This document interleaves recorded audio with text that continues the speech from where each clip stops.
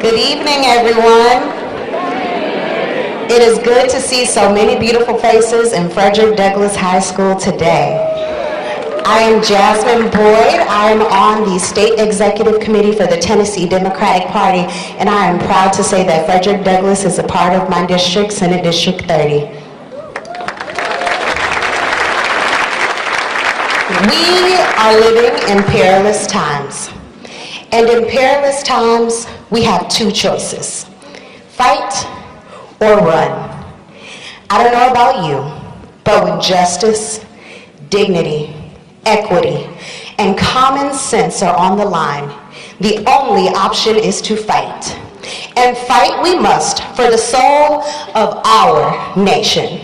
You and I are here today because we are not okay with the daily war being waged on our values and the rule of law. Each and every day, hardworking people in Memphis and around the country are living and trying to build a good life for themselves and their families, but the deck is stacked against them, stacked against us, by the rich and powerful who manipulate our economy, and by politicians who engage in voter suppression and intimidation in our own backyards. In the last couple of years, I've learned that we need each other, and we need a leader who has a proven track record of fighting for and with us, who isn't afraid to call out racism, corruption, bigotry, and downright crazy, no matter what.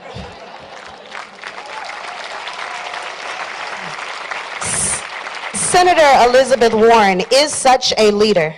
Senator Warren has spent her life fighting against a rigged system in Washington and for working families. She's running for president to prove that affordable health care and housing are basic human rights, to fix our broken criminal justice system, and to take economic inequity head on. It is time to change the rules in Washington because every child in America deserves a chance to get ahead no matter who they are or where they come from. Senator Warren will do this. Senator Warren is the kind of fighter everyone loves, the fighter that knows how to win. She's got bold and disruptive ideas that we should all get behind.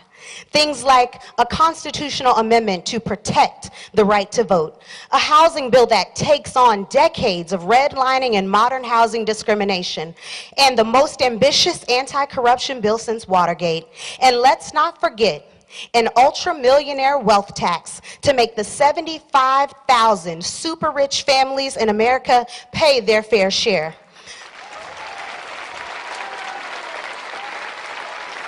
Senator Warren is in the fight for us and our families. I'm proud to be here to stand side by side with her in this fight. Please welcome the next president of our United States, Senator Elizabeth Warren.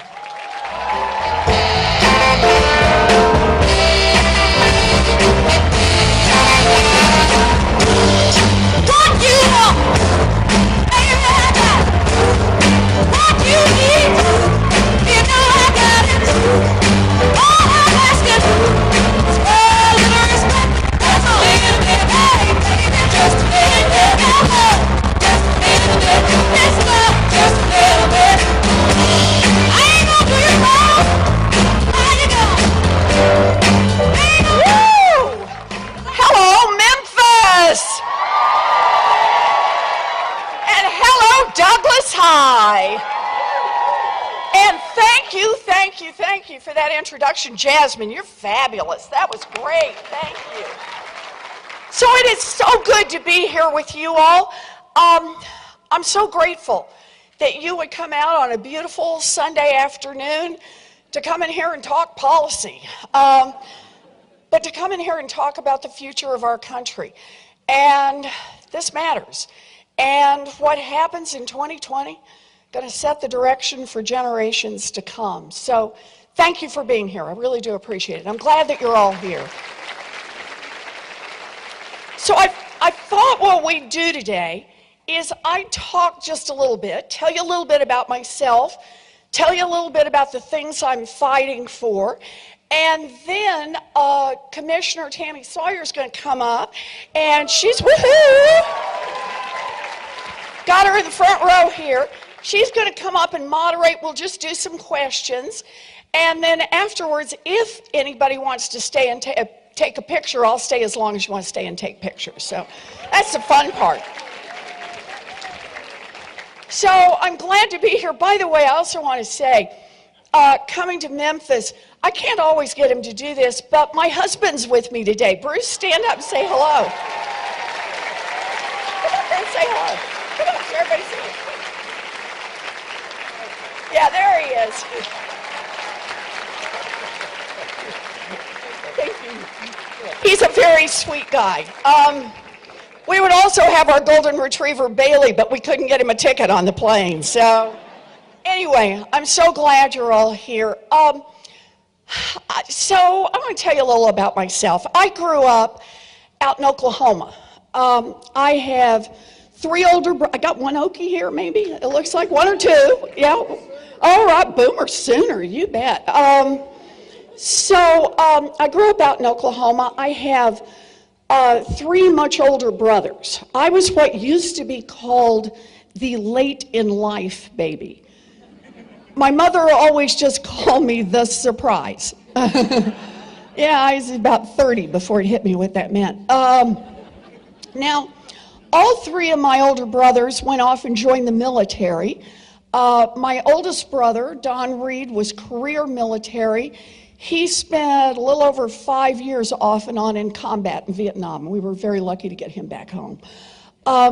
My second brother, John, was stationed overseas for a little over a year. My third brother, David, trained as a combat medic. Now, I want to warn all of you, if you ever go to Oklahoma and encounter my brothers, particularly my brother David, do not choke. The reason I say that is that David still carries around a pocket knife, and he is sure he could perform a tracheotomy at a moment's notice. Yeah, you should be at our house at Thanksgiving. Anybody goes, and we all just back out of the room. So when my 3 brothers and I were growing up, our daddy held a lot of different jobs. We were one of those paycheck to paycheck families. He sold fencing, he sold carpeting, he sold housewares. And then when I was in middle school, and all 3 of the boys were gone by then, my daddy had a heart attack. And it was serious, really serious. People from church brought a covered dish. A lot of folks thought he wasn't going to make it. He pulled through, but he couldn't work for a long period of time. And we lost our family station wagon. And at night, I would hear my mother talk with my daddy, and it's where, this would be after I'd gone to bed and, not supposed to be listening. It's where I learned words like mortgage and foreclosure. And then one morning, I walked into my parents' bedroom, and there on the bed was the dress. Some of you in this room will know the dress. It's the one that only comes out for weddings, funerals, and graduations. And the dress is lying there. My mother's in her slip and in her stocking feet, and she's pacing back and forth and saying, "We will not lose this house. We will not lose this house. We will not lose this house." She's crying. Finally, she pulls it together. She wrestles that dress on. She puts on her high heels, wipes her face, and she walks to the Sears, and she gets a minimum wage job. And that minimum wage job saved our family, and it saved our house. And if you want to know who I am, there's the story that tells it all. That's the one that's written on my heart. That's me.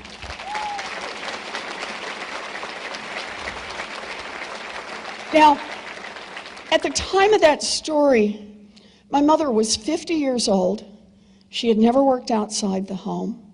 She was truly terrified. And for many, many years, I used to think of that story as a story just about my mother, and that my mother taught me that no matter how scared you are, you reach down, you find what you need to find, and you take care of the people you love. And it was years later that I came to understand that wasn't just a story about my mother. It's a story about millions of people across this country who, no matter how rough it gets, no matter how scared you are, you reach down, you find what you need to find, you pull it up, and you take care of the people you love. And it was only years after that that I came to understand that that same story is also a story about government. Because when my mother walked to the Sears, a minimum wage job in America would support a family of 3. It would cover a mortgage, pay the utilities, and still put food on the table. Today, a minimum wage job in America will not keep a mama and a baby out of poverty. That is wrong, and that is why I am in this fight. There it is.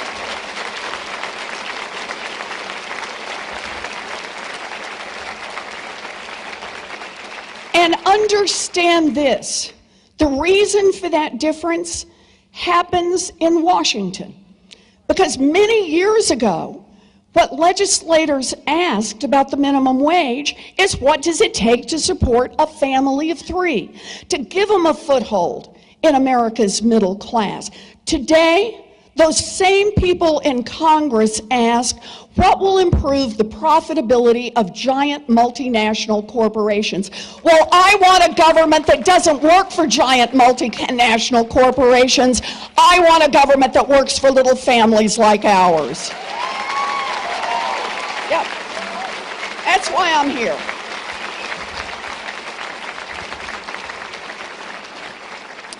So, the boys are gone. My mother's at work now. My daddy gets back to work. I have a dream. I've had exactly the same dream since I was in 2nd grade. I wanted to be a public school teacher. Can we hear it for America's public school teachers? Yes!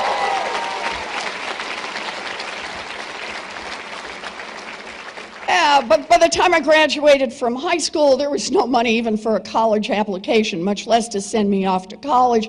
I have a long and twisty path that involves getting a scholarship, getting on the road, then falling in love, dropping out of school, getting married, not to that guy. Took me a couple of bites at the apple to get this one right.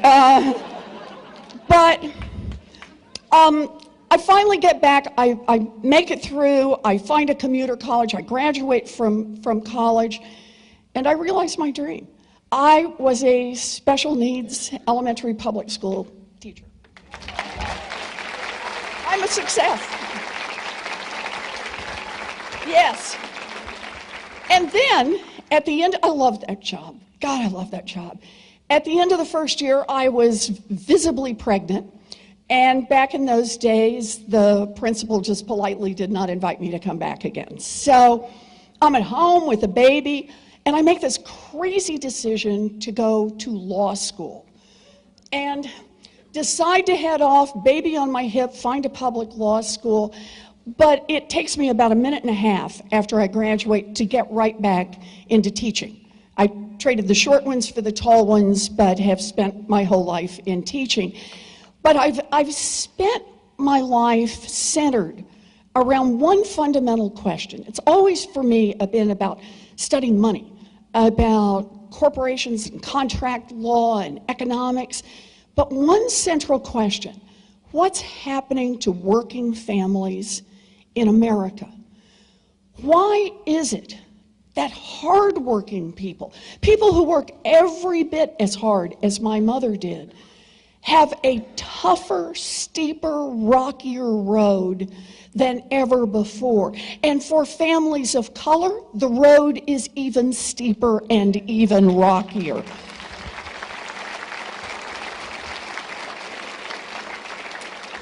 And here's what I discovered. is not an accident. What's happened is that we have a government in America that works great. It works fabulously. It works terrifically for giant drug companies. It just doesn't work for people who are trying to get prescriptions filled. Yeah. It works great for payday lenders and giant financial institutions, just not for people whose lives are being torn apart. It works great for giant oil companies that want to drill everywhere, but not for people who see climate change bearing down upon us.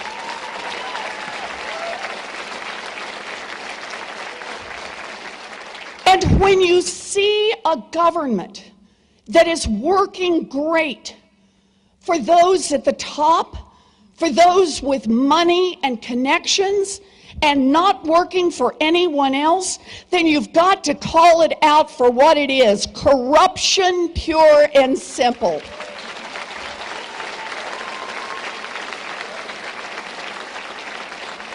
Corruption that has touched the lives of every single person in this room and in this country. I'll just give you a couple of quick stats on this. GDP keeps going up, stock market keeps going up, right? Wages adjusted for inflation have basically been flat for over a generation. But also adjusted for inflation, cost of housing up 2/3. Cost of paying your health insurance premium more than double. The cost of sending a kid to school more than triple. And the cost of child care up 6 times, 7 times, 8 times for families. The squeeze on working people is real, and they feel it every single day. And for African Americans who have felt the sting of discrimination generation after generation as it has mounted, just consider one fact. For every $100 that a white family has, an African American in this country has $5. That's the America we have built. It is an America that is working great for those at the top and not working for anyone else, and that's why I'm in this fight.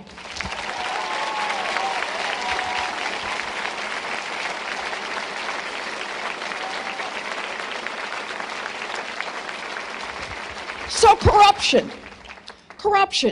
working great for those at the top, for those who can hire an army of lobbyists, an army of lawyers, make big campaign contributions, get the bought and paid for experts, hire the PR teams, working for those at the top but not for anyone else. Well, here's how I see it. We need to make a change in America, and not a little tiny nibble around the edge, not one little statute over here and a regulation over there. We need big systemic change in this country.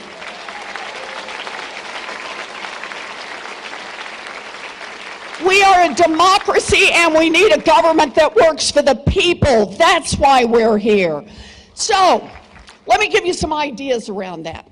Okay, don't come to talk about the problem if you don't have a solution, right? All right, so I got some ideas around this. The first one, we need to change the rules in Washington. And let me give you a key idea. That is, I've got the biggest anti-corruption bill since Watergate. Big problem takes a big solution. So this is a very, very big idea. I just want to give you some key pieces out of it. First, change lobbying, end lobbying as we know it. End it. I'll give you another one. Block the revolving door between Wall Street and Washington.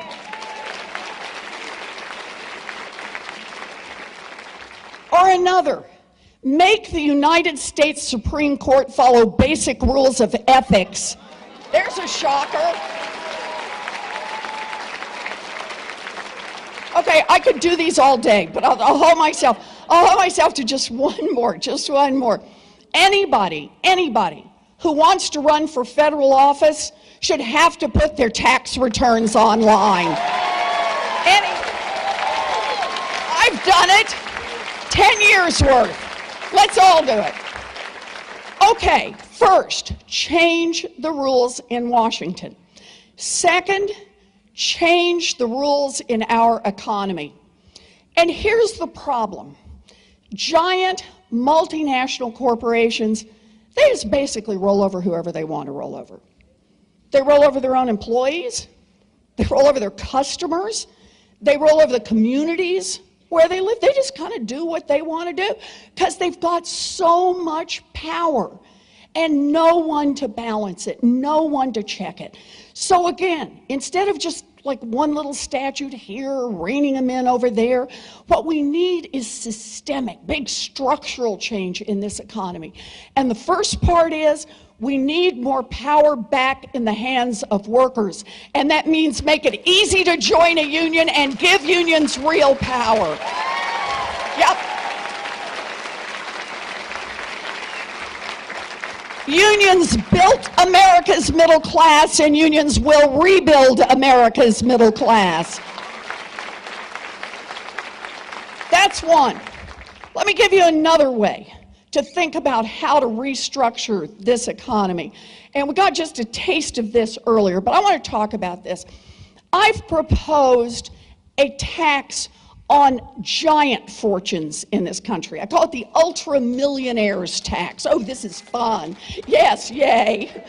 My kind of woman. Let me just tell you all about it. It says for everybody who's got a fortune built of more than $50 million, you can head to the exits now if you want, that the 50 millionth and first dollar of your fortune gets taxed 2%. It's called a wealth tax. Okay, now some folks say, some billionaires say, that's a terrible idea. Do a wealth tax? I just want to say, anybody in here own a home? Any homeowners? You all are paying a wealth tax. They just call it a property tax. All I'm doing that's different is I'm just saying for folks who've really built great fortunes, then let's include the Rembrandt and the diamonds in their assets that they pay just a little bit on every year. Yeah. 2% a year. And by the way, I just want to say on this, I just want a little fairness in the system. So 2% is the is the wealthiest 75,000 families in America. It's 1/10 of 1%. And that 1/10 of 1% this year, all in on taxes, all the taxes they pay, will be about 3.4% of their total wealth. The 99.9%, which might include some of you, you're going to pay all in about 7.4% of your wealth all in taxes this year. Think about that difference. I am tired of freeloading billionaires. I just want them to pay a fair share. Yeah. And let me do one more point. This isn't intended to be punitive. This says you made a great fortune, you had a great idea, you worked hard, or you inherited well. But either way, you have this great fortune, good for you.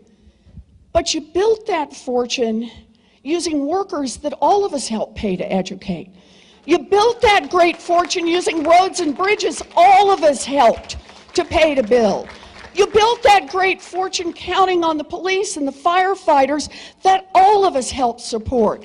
And all we're saying is, if you build that great fortune, put a little back in the kitty so the next kid can have a chance, and the one after that, and the one after that.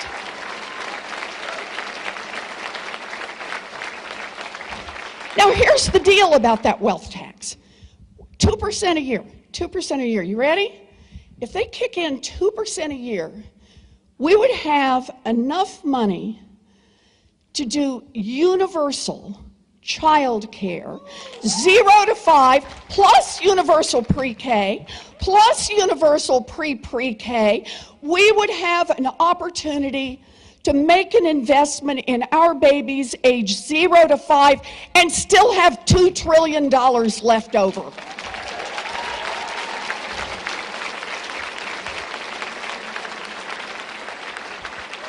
That's what it means to change the structure.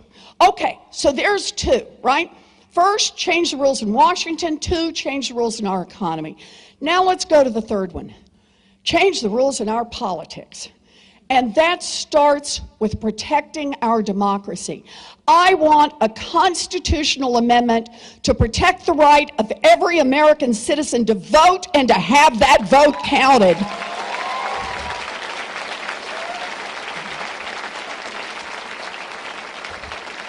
I want to see every voter suppression law in this country repealed.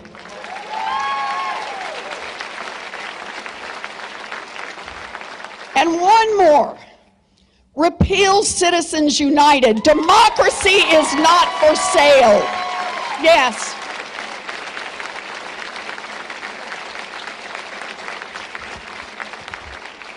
So that's it. Just three things that I want to do. But three things that would make a huge difference in the lives of every one of our children. I know why I'm standing here today. Not because I planned it. Certainly not. My daddy ended up as a janitor, but his baby daughter got a chance to be a public school teacher, to be a college professor, to be a United States senator, and to be a candidate for president of the United States.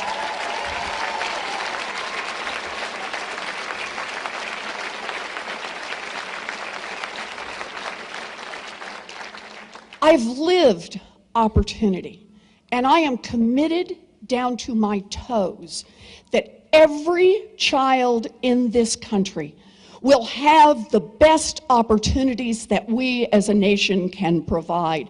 This is our moment to dream big, to fight hard, and to win and make the changes we need to make in this country. So thank you all. Thank you for being here.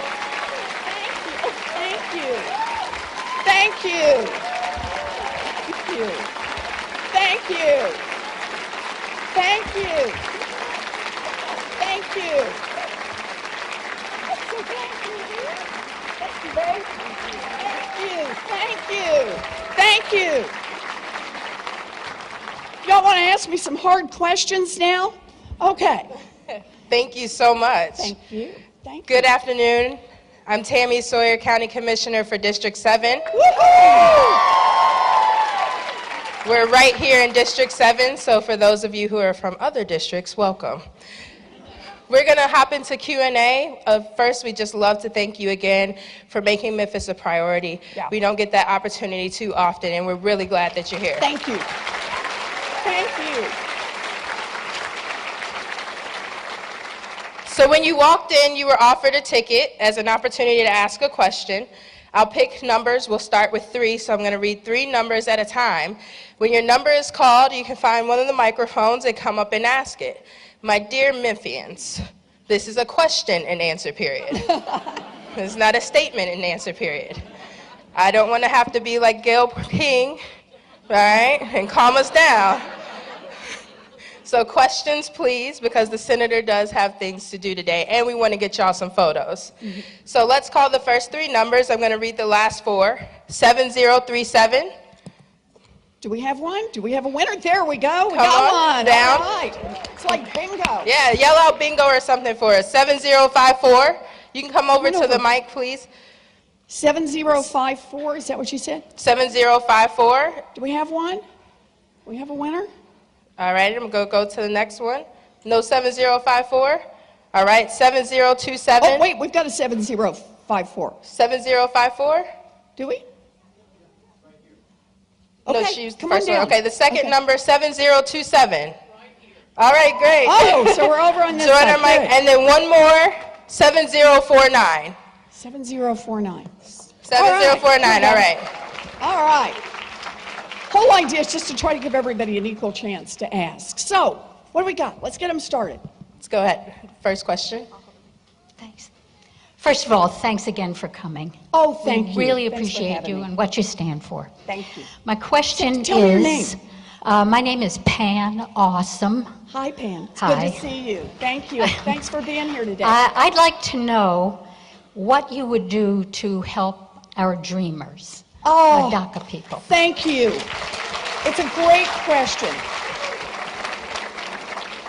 So let me just start on this one by saying I believe in protecting our dreamers, in giving them a path to citizenship, in not breaking up families, and if you'll let me go beyond that, protecting people who are here on temporary protected status, who have built businesses and lives here, and revising our visa system. Can we cover it all there? Good. Thank you. Thank you. Can I say one more thing before we go to the next question? I just want to say to all of you, I come from a witnessing tradition, and when I first heard last year about what was going on down at the border with babies being separated from their mothers, I went down. And I just want a chance just for a minute to talk to all of you about this. I want you to envision an Amazon warehouse, only that's dirty and smells bad. And I walked in, and on my left were cages. I mean, they're just cages. There's no other way to describe it. They're roughly about 10 feet wide, about 40 feet deep, a toilet back in the corner, and they were packed with men. And the cage right next to it was packed, cage next to it, cage next to it, cage next to it. Over on the right-hand side, same thing, only cages of women. And then you walked into the main part, and areas about the size of this group here in the middle, freestanding, tall-sided cages with little girls in it. Cages over there with little boys. And they had nothing. They had no books, they had no toys, and most of all, they had no information about what was happening. Most of them didn't speak English. They had fled a place where their mothers were afraid for their lives and had picked up their babies, their little ones, their children, and headed our way to ask for sanctuary, to ask for help. And one of the things that really got to me about this, these little girls, and the folks who were running it from Customs and Border Patrol told me these children are not separated from their mothers because their mothers are in the cages over there in the same facility.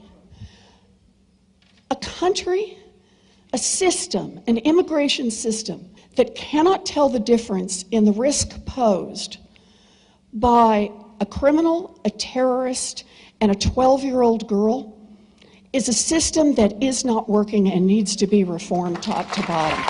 So we got to do this. We need to live our values. Thank you. Thank you, dear. Thank you. We'll take the next question, please. Tell us your name. Margaret Mullins. Hi, Margaret. Nice Hi, to see you. Future Madam President. Thank you. I have 4 sons, Uh-huh. 2 sets of twins, all 4 college educated. Uh-huh. I myself have Parental Plus loans. We are swimming in debt. It's affected my life to the point that it's very stressful, that I look at retirement and maybe even when I die, I will not have these Parental Plus loans paid off. So I know from the very beginning that years ago you started talking about that and giving out information about what the student loan, the federal government is doing with student loans and how awful it is. So what are you going to do? Okay. Thank you, Margaret. Thank you for the question. So can we just start with the basic principle, and that is nobody should go broke trying to get an education.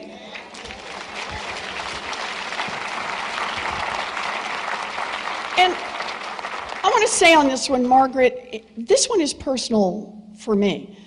You know, like I said, my family didn't have money, and yeah, I had a scholarship and fell off. My big chance to make it to my dream, being a public school teacher, was a commuter college that cost $50 a semester. Think about that. for a cost that you could cover with a part-time waitressing job. You get a 4-year diploma. And that 4-year diploma catapulted me into America's middle class. That opportunity is not there for our children today, and that is wrong, and that's why I'm in this fight. So, how big is the problem that Margaret describes? I just want you all to know. Today, the problem of student loan debt is $1.5 trillion outstanding. And think about this. Every year, some kids start college, some kids finish college, some kids finish paying off. You'd think it'd stay about the same. But the fees are so high, the interest is so high, so many people are in default, the default rates are so high. That ball of debt is growing at a rate of $100 billion a year. We are crushing an entire generation of young people and their parents. It is time to have a government that doesn't just work for those at the top, but that works for the rest of us. So, Margaret asked what I want to do. Remember when I said that we could put in the ultra-millionaires tax? We could do universal child care, pre-K and pre-pre-K for all of our kids and still have $2 trillion. How about we spend some of that $2 trillion to reduce the student loan debt burden for young people and their parents? I'm in, Margaret. Thank you. I'm going to call one more number because we have time for this question and one more. 7018. Got 7018. Anyone? Going Anyone? Once, twice. Anyone? 7021. All right. This side of the room is represented. Okay, it is. All right. I don't know what happened here. You all not shaking your tickets around the floor. Well, we'll do it when we do pictures. There we go. Okay. Thank you for coming to visit us here at my alma mater. Oh! My name is James Kincaid, and I'm a 1963 graduate of this very high school. I went on to serve in the military and also to become a defense contractor. And my question is, do you feel that Russia and other adversaries are positioned to have a major impact on our 2020 elections? Why or why not? Oh. This is a very scary question. Because what you're really asking is how good are our cyber defenses across this country, including how well protected is our electoral system. And I'm just going to do just a short bit of history here. You all may remember after the last presidential election that our entire intelligence community came out and said the Russians, we know, got in. Whether they finagled something or not, we couldn't tell, but we know that they were there in our systems. They were knocking on the doors, they were in our systems, and that the response of this administration was to say the intelligence community is wrong, deny. And when you deny, you don't make the changes you need to make. So this has taken a lot of push, and I just have to be blunt. I'm not sure whether we have full protection yet. This is a world that keeps developing, and we keep pushing. I'm on Senate Armed Services. I keep pushing, and there are several others, and I want to be fair here. There are several others, not just Democrats. There are some Republicans who've joined us, particularly behind closed doors, to push the Department of Defense to make sure that we are protecting our electoral system. I want to go back, if I can, for just 1 second to make, though, if I can, just 2 quick points. The first is to think about our defense overall. One of the principal jobs of the President of the United States is to keep America safe. And that the way we do that is not simply by spending more money on defense. It's not by building the best 20th century defense. It's by spending our money smartly and focusing on issues like cyber, on research, on the future, where true threats come through to this country. So that's part one that we have to think hard about. The second point I want to make is back to something I said right at the top, and that is, I want to push this again, the importance of a constitutional amendment to protect the right of every American citizen to vote and to have that vote counted. We need a commitment from the federal government and to back that up with real resources. So thank you for your question. I hope that's helpful. Thank you. Okay. And we'll take this next question.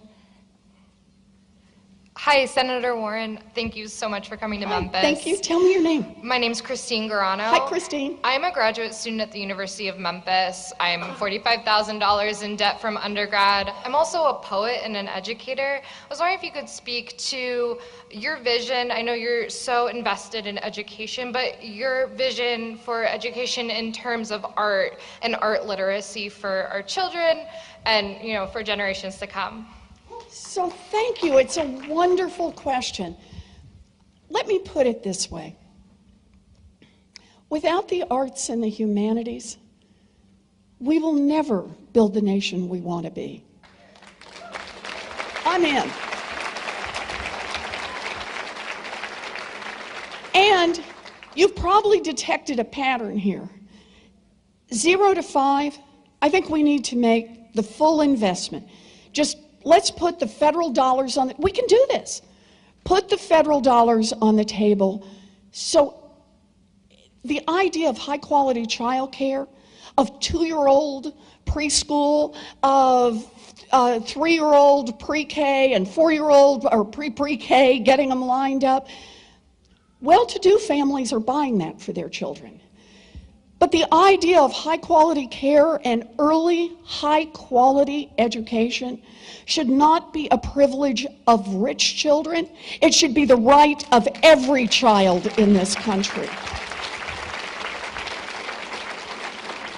And I gotta say, that includes some great finger painting in it as well. Okay, we're in. Thank you. We actually have time for one more. One more. 7005. Whoa, we got somebody over here.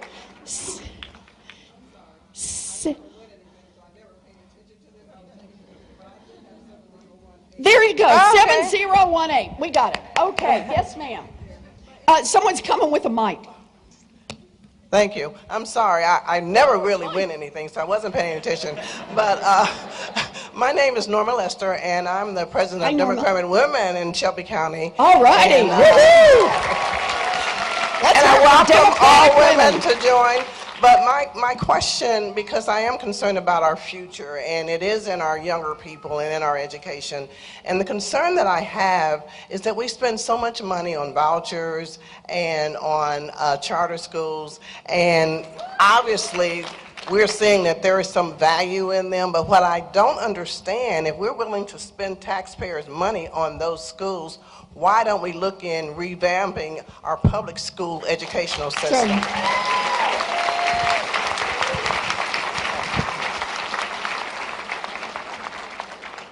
I'm with you on this one, and I've been in this fight for a long time. So let me just put it this way. When people say to me, here's why I want to be able to put money into vouchers so parents will be able to escape bad schools, I understand that impulse for parents.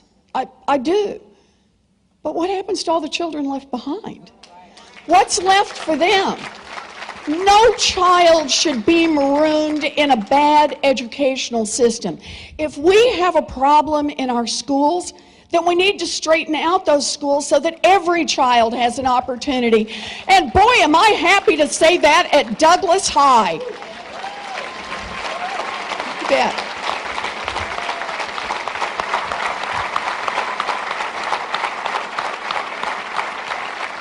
I'm glad to see our principal down here, right here in the front row, because that really is the point. we need to invest in our schools, and there's no shortcut here. There is no shortcut. We have to spend the resources to make it happen. The buildings cost something, the maintenance costs something. The teachers need to be paid commensurate with their education. Yes.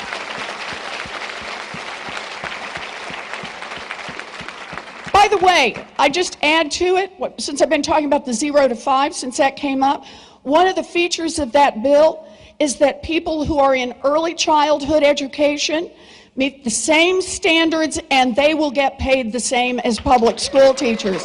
Make it a real profession. And I'm just hanging my little policy pieces on here. Something I keep fighting for, and I'm very proud to say, got an extra $700 million for last year, is public service loan forgiveness for our teachers and others who go into public service. So all of this helps. These work together. Thank you. Thank you so much. Let's thank Senator Warren. So let me say a word. Yeah, say a word. Let me say thank you for doing this. Thank you, dear. Thank you. Thank you all for being here. You know, I want to wrap this up by saying two things. The first one is I know I'm not doing things the way traditional candidates for President of the United States do. I've decided to run a different kind of campaign. And it's a campaign that's not about doing a bunch of big fundraisers. It's a campaign that's not about having a lot of meetings behind closed doors. It's a campaign that's based on the fact I don't take any corporate money, any corporate PAC money of any kind. I don't take any PAC money. I don't take any lobbyist money, no federal lobbyist money in this. And I'm not spending my time somewhere else. I'm spending it out on the road as much as I can, not just in a small handful of states, but I'm running to be president of all of the United States of America, and that's why I'm here with you. If you think that's the right way to run a campaign, if you think that's a good idea, let me just ask you, go to ElizabethWarren.com, just sign up. Volunteer. Volunteers are worth more than gold. Pitch in $5, do whatever you can. But this is about building from the grassroots, and I want to tell you why. We have a chance in this Democratic primary, not just to see who can scoop up the most money and run a bunch of gauzy ads. We have a chance in this next year to actually build a grassroots army all across this country. And if we do that during the primary, that face-to-face, neighbor-to-neighbor, friend-to-friend across this country, when we hit the general election, and it's all flying thick and fast and lots of ads and lots of accusations, our grassroots army is what will make the difference.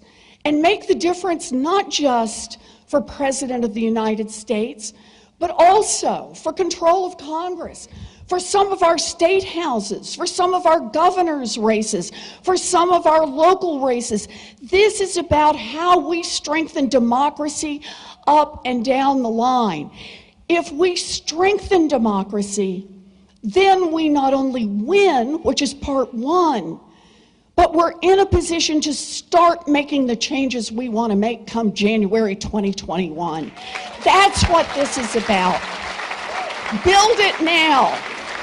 Follow through.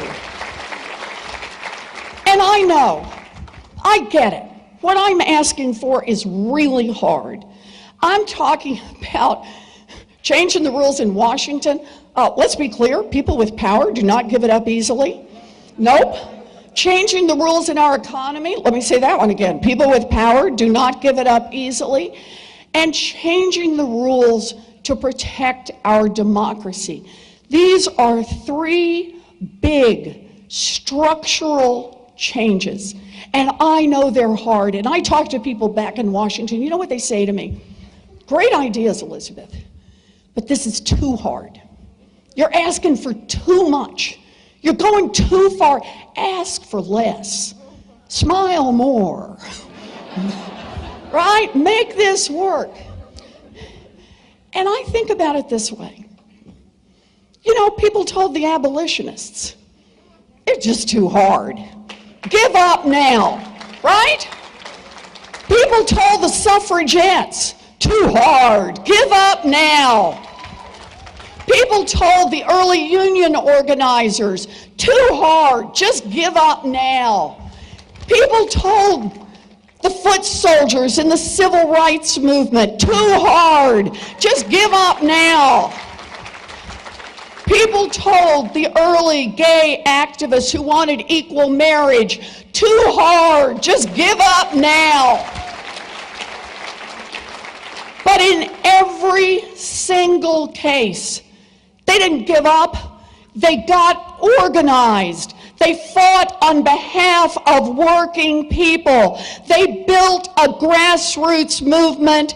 They persisted, and they changed the history of our country. That's what this is about. We have this chance now to change our country, to do it together, and to be the best America that we can. So thank you for being here. Join this fight.